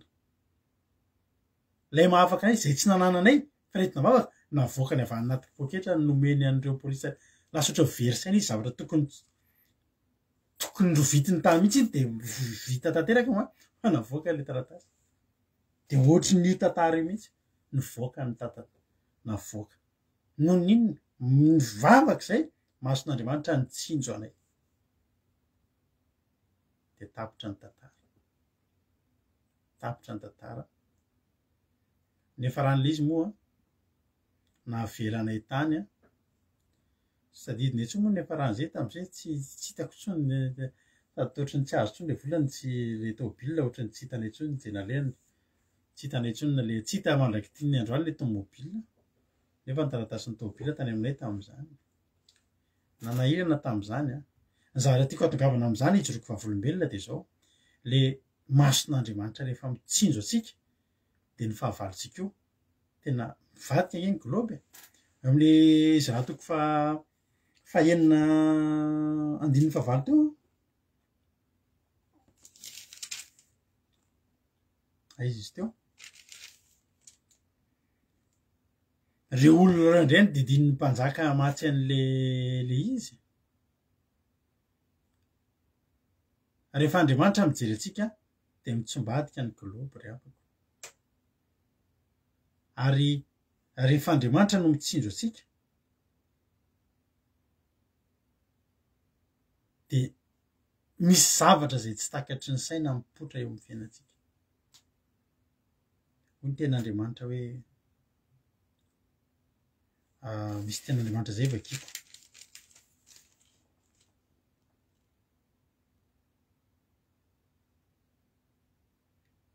Hiatrika zavatra tsika dia rehefa hiatrika zavatra tsika dia zao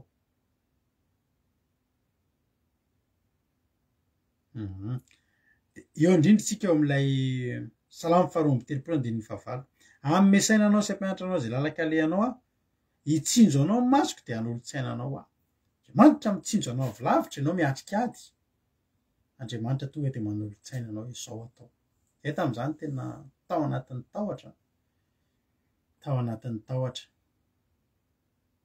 Ny olona miady aminao amin'io olona zanaka zany miditra ao amin'ny pôlisy, tondra le malety kely ireny izy, trako ohatray izy mandeha miarahaba azy daholo ny pôlisy. Izany no fahavalonao, izay amin'io miondrika kely fa miondrika fa manan'Andriamanitra mijery. Halleloia. Amin'ny baradaka izy le nandahy teny hoe io ihany ao, ny tena marina amin'io tsisy faute misy rady mihitsy io e.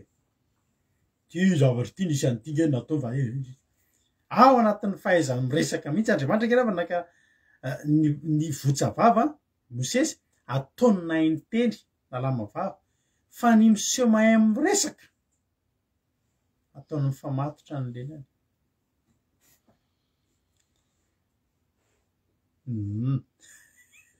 Kravaty somary lava tadidiko izay rangahy zay,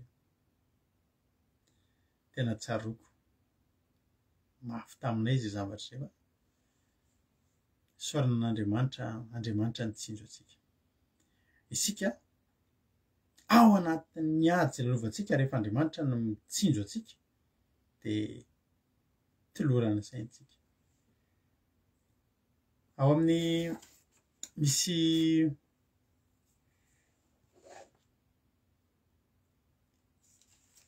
hery a, misy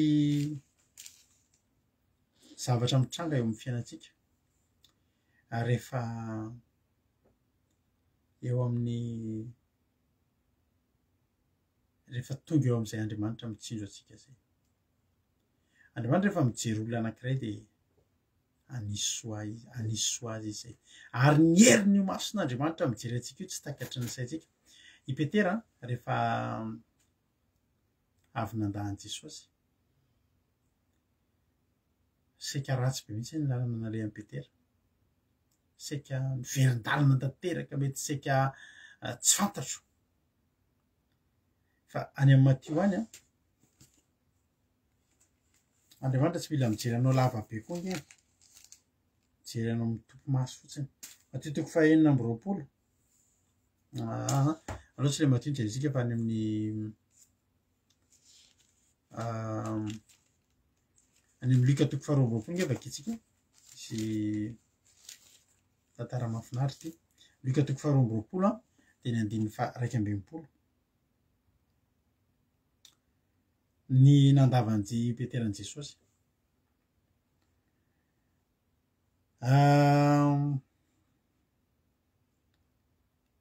Ary andininy faefatra amby dimapolo amin'ny Luka toko faharoa amby roapolo. Ary izy ireo ny sambotra an Jesosy dia nitondra azo amin'ny trano misonona be ary Petera nanaraka tena lavidavitra tena. Ary raha namely lafo teo amin'ny kianja ireo ka mipetraka dia mba mipetraka teo aminy koa Petera. Ary ny ankizivavy anankiray no nahita azy teo anilan'ny afo dia nandinika azy ka ny hoe rehefa nisy nahitako an'ity lehilahy ity taiza re i Petera efa manomboka ohatry ny kôtikôty. Efa nisy nahitako anao a zany hoe tena niaraka tamin'i Jesosy koa ianao. Ianao koa manomba azy. Hoe izy nandaka ny hoe sy raha vehivavy azy tsy fantatro zany fa nareo koa raha miteniteny foana. Ary vetivety foana tena rehefa afaka zany dia nisy olona hafa koa nidasika ny hoe ianao koa mba namany reny. Petera nanao hoe raha lehilahy samba namany a. Efa teniko antsika mantsy fa ny Galiliana hafa fiteny. Ohatry ny hoe raha latody zany zao dia fantatro foana hoe any amin'ny Pitsokovy. Tsamety anay ozy raha latody zao ohatra. Dia fantatro hoe zareo ary Pitsokovy ary zany. Azonao? Dia Petera koa to dia niavaka ny fiteniny. Samba zaho zany. Sa zaho zany roky. Ary rehefa afaka koa ny tokony olona ray dia nisy anankiray nitompo teny ka ny hoe le io koa ny tena marina. Nomba azy marina tokoa fa Galiliana io. Hoe Petera, raha lehilahy tsy fantatro izay lazainao. Ary niaraka tamin'izay dia raha mbola teny izy dia nisy akoho nanena. Eo ny tena zava-dehibe andininy fa raika amby roapolo, raika amby enimpolo. Luka toko faharoa amby roapolo andininy fa raika amby enimpolo. Ary ny tompony todika teny jery amin'ny Petera. Ary Petera natsiaro le tenin'ny tompony lazainy taminy hoe raha mbola tsy maneno, tsy mbola misy akoho maneno dia andahy ny telo. Dia nivoaka Petera dia nitomany mafy indrindra. Tompo maso indray mandeha Jesosy. Inona ny tanatin'i Petera? Vokatry le maso ny jery tonga dia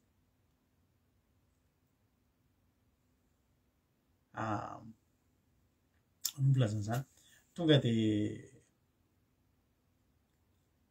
dia natsiaro ny tsy nety nataony. Natsiaro ny tsy nety nataony ary natsapa fa ninona zavatra nyteneniny dia fantany fanofo izy. Aleluia. Zany ny mason'Andriamanitra. Mason'i Jesosy nge raha manakataka ny lehilahy. Rehefa mitsinjo anao izy dia io no ny nahatonga ny Petera. Lasa izy nandeha dia nitomany rano maso mpibebahana be mihitsy. Tsy niverin-dalana izy fa nizahatra nataony rehefa nitsinjo azy Andriamanitra. Rehefa nitsinjo azy Jesosy dia nitondra azy nakaiza. Le fahotany nitondra azy nakaiza. Nitondra nazy nakany amin'ny fibebahana ka nahatonga ny Petera tsy tafiala tamin'i Jesosy. Ninao ranomasy fibebahana tahaka ny zazakely any amin'ny Luka 26 Luka 26:75.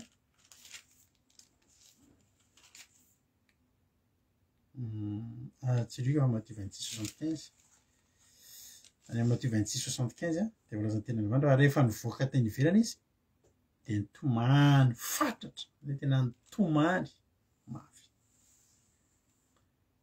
Nanenina ary natsapa fa tsy mendrika ary lasa nibebaka noho ninona? Noho ny mason'i Jesosy nijery azy. Androany maniry ahako. Andaotsika haniry an'izany mason'Andriamanitra mijery antsika izany.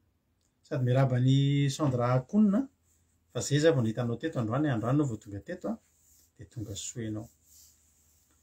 Tonga soa dia mahereza dia maharitatra amin'ny farany. Ry havana, ny zavatra angatahantsika androany dia io fitsinjovan'Andriamanitra antsika io. Hoy izy ihana hoe raha mba hitsinjo ny ankizivavinao ianao ka miasa zazalahy.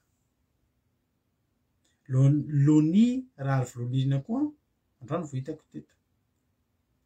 Dia tahiny Jesosy ianao de azo afaka rehefa anao MP amiko raha do akira-deo ny fangataham-bavaka ataonao io de am'izay tsy adino a de ao anaty MP tsika sonao miresaka afa-dio a na tsy alefanao eo ary fa alefanao any amin'ny MP a de mety a ranabavy a rary voronirina any amin'ny MP andrado akira-deo io alefa de antsika sonao miresaka de tsika mbavaka fa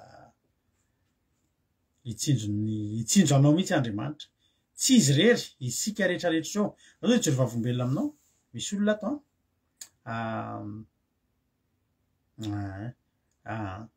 aza mbola manalo fa afatra reny nataotsika reny a aza mbola manalo fa mbola ionety anytsika ranabavy sandraha koa ny teneniko tainto zao teo androany na fitsona vavombelona tena mampitomany satria nisy olona ato amin'ny gropy ato tsy nijovin'Andriamanitra zao ny tantara any amin'ny rahalatojo de efa mafana efa mamaibe mihitsy ny pression momba ny vaccine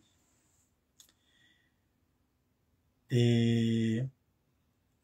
izy moa tsy manao vaccine takanay ihany koa ijoro hatramin'ny farany de tonga ny pression tonga am'izay ny hoe tsy maintsy manao manao test isan'andro isaky ny andeha hianatra zay tsy vita vaccine de teo izy ny teny hoe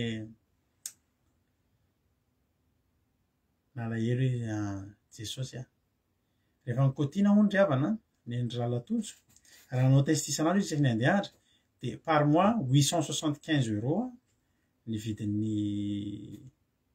vola lany ny anaovana test fotsiny mba ahafahana mianatra fa zao ry havana mason'i Jehova mitsinjo ny marina ataovy zay atonga anao ho marina eo anatrehan'Andriamanitra oka anao anaiko amarinina amin'ny rahan'i Jesosy fa mason'i Jehova mitsinjo anao ary rehefa mason'Andriamanitra mitsinjo anao de ny sofiny koa iain'ny fitarainanao ary ny tanany ikarakaranao teo zany de fa hoe de fa zay zany fa de ando 875 panao fa tsy maninona fa za Jesosy ijoro andramaso mihitsy moa nijoro vavolombelona teo za koa ary tena nangotroka mihitsy ny foko de ny ary no ny aminao Jesosy tsy maninona 875 € par mois miaraka amin'ny fahatarana andeha hianatra satria mbola andeha hanao test vao hianatra test isan'andro fa tsy maninona za ijoro fa tena tonga ny message androany mbola tsy nandanina ohatrinona ary na ny ariary ary hoe hanao test fa tonga ny mail androany fa amin'ny latsinainy ny anomboka ny fianarana no ny antony manokana de mikatona ny fianarana de en ligne ny fianarana en ligne ohatratsika zao en ligne ny fianarana zany hianatra ihany fa vitatreo tsy manao an'le test tsy manao an'izany tsy lany vola am'izany fa mianatra ihany no ny olona anankiray ry havana afaka nidin'Andriamanitra fianarana ray manontolo de ny olona rehetrarehetra na ny vaccine na ny tsy vaccine izy anizy tsisy mandeha mianatra midy ny fianarana satria maninona misy olona ray tsy njovony mason'Andriamanitra tsy njovin'Andriamanitra misy olona ray jeren'Andriamanitra ao anatinatiny ao tsy ilaina namasikara tsy mila ianao namasikara ko zavatra mianatra eto ianao de fa amin'ny telefona ianao mianatra amin'ny alalan'ny Zoom halleloja inona le antony manokana tsy fantatra le antony manokana hoe no ny antony manokana de idy ny fianarana fa zay mahafantatra ny antony no ny antony zay tena tsy azo ilana fa ny tsy jovin'Andriamanitra ny zanany de idy ny fianarana halleloja tsy olana amin'Andriamanitra halleloja tsy olana amin'Andriamanitra manakatona fianarana anankiray ho anao tsy olana amin'Andriamanitra ny mampijanona ny volana sy ny masoandro mba hitsinjovany anao inona no mbola mampatahotra anao inona no mamperikerika anao aza matahotra aza mierikerika foana am'izao andro farany zao betsaka ny zavatra zay andalo anatin'ny sofintsika betsaka ny olona hiteny amintsika aza manao an'izao aza mamboatra ny tempolo tsony vita mason'Andriamanitra hitsinjo anao dia tsisy afaka anakana ny fandrosoana ara-panahy. Ry havako, rehefa vonona ianao mijoro, mijoroa fa misy Andriamanitra mijery ianao io. Aza kivy, aza matahotra fa misy mijery ianao, misy mibanjina ianao, misy mitsinjo ny fiainanao. Za matoky sy mino fa isika rehetrarehetra eto dia samy ho tsinjovina amin'Andriamanitra amin'izay rehetrarehetra momba azy avy, ary hivavakitsika rehefa avy eo mba tonga n'Andriamanitra tena hitsinjo atsika. Amaranako azy dia amin'ilay izy raha toko 7:4. Raha ny mason'Andriamanitra mitsinjo anao ary mitsinjo an'ireo Ezra, dia izao ny zavatra nitranga. Io Ezra io dia niakatra avy tany Babilôna mpanoratra izy sady nahay ny lalàn'ny Mosesy izay efa nomeny Jehovah Andriamanitra Israely, ary nomeny mpanjaka azy izay rehetra nangatahiny araka ny nombalin'ny tanan'Andriamanitra, tanan'i Jehovah Andriamaniny azy. Olona tsy tokony afaka ny hanao tempoly voasakatsakana, tsaika tsy afaka nikitika an'io, tsy afaka nanangana an'io. Fa rehefa nitsinjovin'Andriamanitra tamin'ny masony, dazan'Andriamanitra, nijeren'Andriamanitra, todian'Andriamanitra,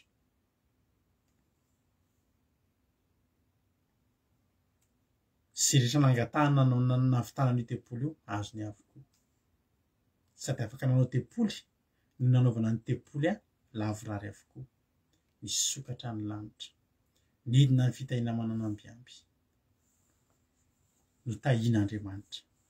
Ary teteny aminao ry havako, aza vola ny angatahanao amin'Andriamanitra, aza miliara ny angatahanao amin'Andriamanitra, aza fa tena fotsiny tsinjovy Andriamanitra. Fa rehefa Andriamanitra ny tsinjo anao, tenao amin'ilay zavatra tena ilainao, tena ilainao. Misy fotoana nanana faniriana hoe andeha mba hividy tôbila vaovao ka. Fa rehefa tonga iny confinement iny dia resy lahatra hoe Jesosy ao mora manana tôbila vaovao nefa confiné. Tamin'ireny tsy afaka mivoaka ny trano. Da tamin'ireny na bisikileta ny entiko sady mba nanatanjatena ako. Eo mandeha manao course kely akaikaiky dia bisikileta ny andehanako. Izay raha zao zany nanana tôbila vaovao tsisy ny ilana azy. Isika dia manan-javatra angatahana amin'Andriamanitra. Fa Andriamanitra rehefa mitsinjo atsika dia fantatra Andriamanitra ny zavatra tokony atao atsika. Teto ry havana, raha nitsinjo an'ny lolon'ny Israely Andriamanitra, tsy nitsinjo azy dia nanome azy biriky, na nanome azy fasika, na nanome azy simon. Fa ny zavatra nitranga, nitsinjo azy ny masony, dia tsy voasakana zareo hiasa, ary noho ny fitsinjovany dia tonga ny fitaovana, ny zavatra rehetra nentina nanao amin'ny tempoly avy tamin'ny mpanjaka. Noho ninona zany rehetrarehetra zany, ny olona mety nangataka me biriky, dia tsisy biriky, tsisy simon, tsisy fasika. Izany hoe tsinjoviko fotsiny nareo, dia nareo tsy voasakana, fa mpanjaka aza maty anareo. Ho tahin'Andriamanitra itsika rehetrarehetra. Mangatahy ianao hoe Andriamanitra mba tsinjovo ny fiainako, mba tsinjovo koa ty tenako. Alleluia. Dia hitanao fa raha zay ny lalana zavatra tsara be indrindra. Zao rehefa mandefa message anay nareo, ity tokoa ny tokony afarako anareo. Aza mandefa message amin'ity page Andramoka izao ity, fa ela be vao hitanay zao.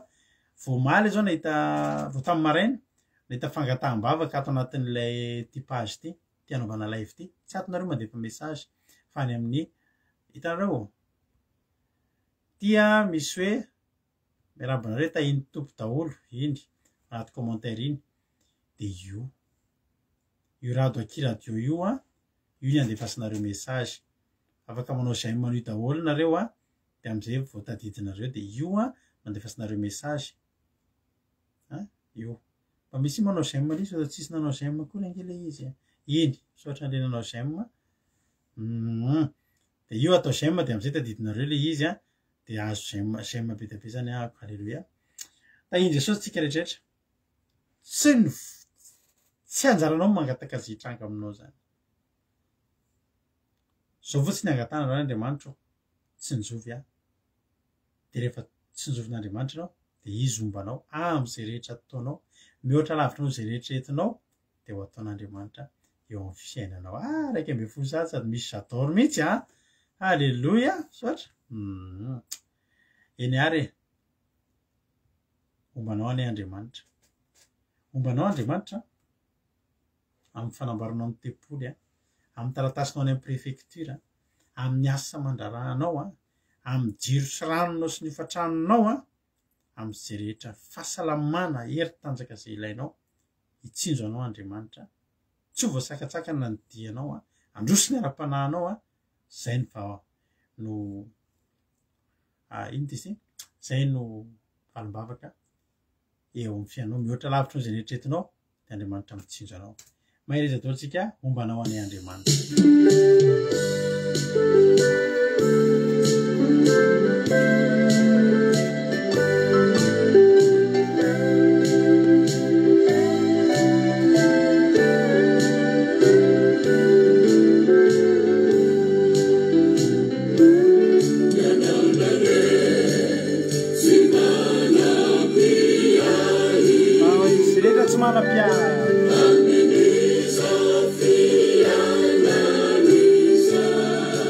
matokidy aza mana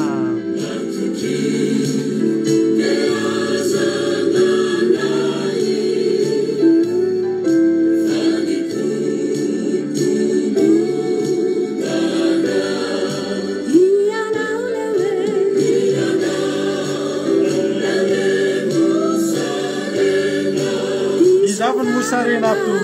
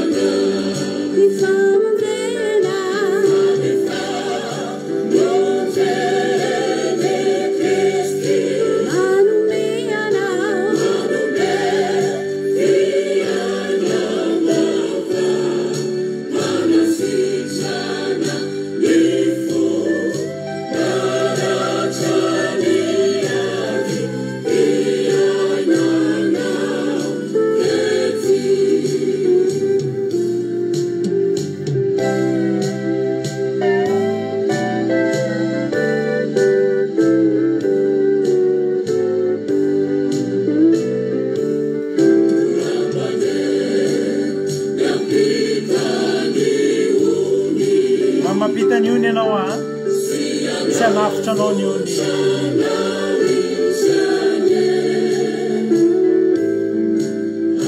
aza merikeliketsony fa nitombomanao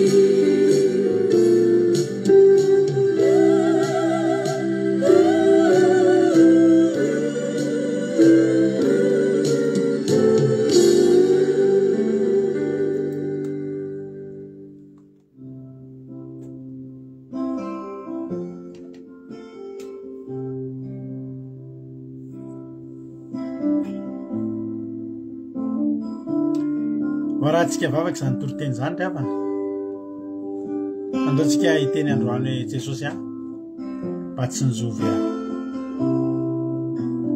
Hitsinjo anao ny Andriamanitra amin'izao lalana izay lalovanao zao. Hitsinjo anao ny Andriamanitra ry havako